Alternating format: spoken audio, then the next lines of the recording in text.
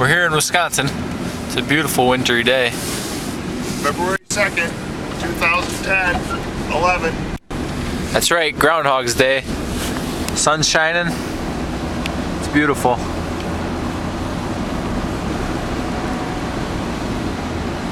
You got about 20 inches of snow last night. Everything's shut down. No school, no cilantro.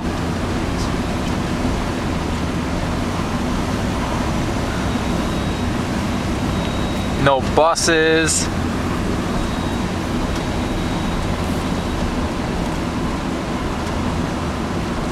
Let's ask this homeless guy, see how much snow we got. That guy having fun in the snow? Pardon? Your dog having fun in the snow? I couldn't hear you. Is he having fun in the snow? Oh, yeah, I love it. Yeah. Woo. Hey, buddy. Drop the ball. Drop the ball.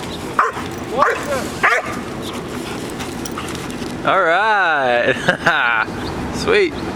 Bye-bye. I'd love to buy one of these condos over there. Where? One of these?